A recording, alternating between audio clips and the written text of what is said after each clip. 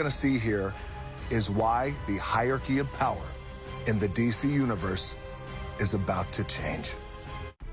السلام عليكم. حصل خبر جميل جدا بالنسبة لكل عشاق دي سي الفترة اللي فاتت، هو إن حصل اندماج ما بين ورنر براذرز وديسكفري. الصفقة دي حصلت بمبلغ وقدره 43 مليار دولار. الموضوع ده مهم جدا، وأخيرا بعد سنة كاملة من الإشاعات الصفقة دي تمت، وده معناه إن في تغييرات جذرية جوه عالم دي سي هتحصل الفترة الجاية، فخليك جاهز عشان في فيديوهات كتيرة لدي سي قدام وده أولهم. فيلا بينا نبدأ. معكم محمد وليد. لو أنت واحد بتحب المحتوى السينمائي سواء أفلام مسلسلات أو أنيميشن وعايز تعرف كل جديد في عالم مارفل ودي سي، أتمنى إن أنت تنزل تشوفنا تحت في القناة وتشترك وتفعل جرس التنبيهات عشان يوصلك كل جديدنا، ويا ريت لو تدعمنا بلايك عشان ده فعلا بيساعد. يلا بينا نتكلم مع بعض عن مستقبل عالم دي سي.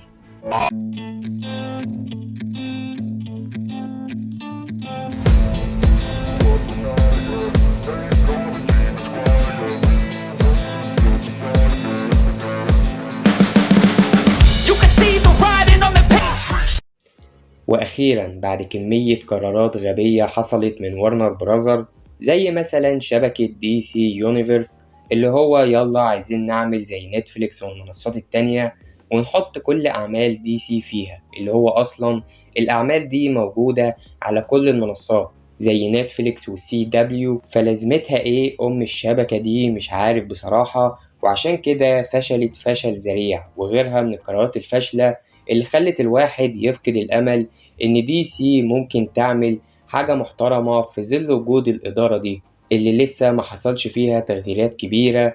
يعني مثلا لسه في ناس زي إمريك اللي صعب يتغير في يوم وليلة، وواحد تاني زي والتر حمادة اللي المفروض عقده مكمل معانا لسنة 2023.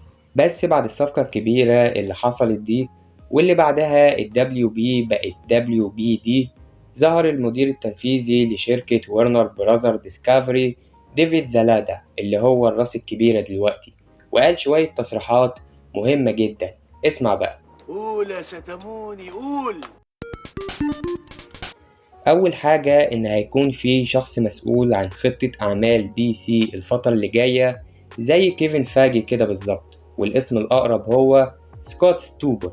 الراجل ده منتج كبير جدا وأنتج أعمال لنتفليكس، ومعروف عنه إنه صديق لديفيد زلادا وصديق لزاك سنايدر، وهو اللي بعت زاك سنايدر لنتفليكس أصلا. يعني الراجل ده لو بقى فعلا مشرف على أعمال دي سي الفترة اللي جاية، أعرف من نفسك إن رسميا زاك سنايدر رجع لعالم دي سي بلا شك، خلاص مفيهاش كلام تاني. Oh my god! Okay, it's happening! Everybody stay calm! تاني حاجة قالها إن دي سي ما عندهاش استراتيجية إبداعية وعلامة تجارية متماسكة، عشان كده دي سي مش ناجحة قوي في البوكس أوفيس. يعني مثلا فيلم ذا باتمان اللي هو ناجح وجايب فلوس كويسة لحد دلوقتي، ولكن مش بالشكل المتوقع منه، لأنهم كانوا متوقعين إن الفيلم ده على الأقل ممكن يجيب مليار مستريح زي أكوامان كده بالظبط. زي كده. أنا عارفك بص عليا عشان بالظبط تيبيكال زي. تالت حاجة إنهم عايزين يعملوا أفلام كتير زي فيلم الجوكر. هو كده كده الجوكر اتجدد لجزء تاني من زمان، بس الفكرة إنهم عايزين يعملوا تجارب كتير زي دي. يعني عاش أوي بصراحة. أتمنى بس إن هم يصدقوا في حاجة زي كده ونشوف من وقت للتاني أفلام محترمة زي الجوكر بالظبط. وأهم حاجة طبعا هو إعادة إحياء شخصية سوبرمان. أخيرا من 2013 ما شفناش فيلم لسوبرمان، فبكده ممكن نشوف هنري كافيل مرة تانية، ونشوف بقى فيلم مان اوف ستيل 2 اللي الواحد يستناه كتير قوي. عامة أنا متحمس جدا للموضوع ده، بس أتمنى إن الكلام ده يكون عن سوبرمان العالم الرئيسي، مش النسخة التانية بتاعة مايكل بي جوردن. وبالنسبة لفيلم فلاش، مش عارف بصراحة، بس الفيلم ده نحس قوي، واخر مشكلة حصلت فيه كانت مع إزلا ميلر اللي ممكن ما يكملش في دور فلاش الفترة اللي جاية بسبب المشاكل اللي وقع فيها، وده لو حصل ممكن كل الممثلين يتغيروا ونشوف ريبورت للعالم كله، بس إن شاء الله ده مش هيحصل. وأتمنى إن مفيش ممثل يتغير، لأن الواحد اتعلق بجاستس ليج زي ما هما كده، فأتمنى إن هما يكملوا للآخر. وغير كده مفيش أخبار كتيرة الفترة اللي فاتت، غير إن في فيلم جديد عن واندر توينز، واللي اختاروا الكاست بتاعه لو حد مهتم يعني للفيلم ده، وشوية أخبار عن فيلم باد جيرل وعودة مايكل كيتن، وده شكل البدلة بتاعته.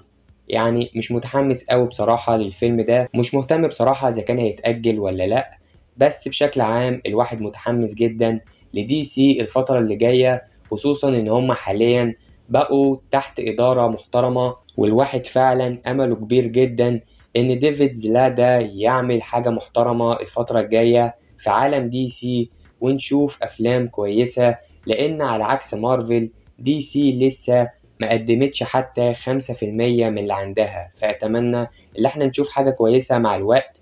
وطبعا أتمنى لعالم زاك سنايدر يرجع مرة تانية عشان يكمل العظمة اللي كان ماشي فيها. وبشكل عام شاركني تحت رأيك في الكومنت لو انت متحمس زيي، وما تنساش لو انت لسه مش مشترك في القناة ياريت تنزل تشترك وتفعل جرس التنبيهات عشان يوصلك كل جديدنا.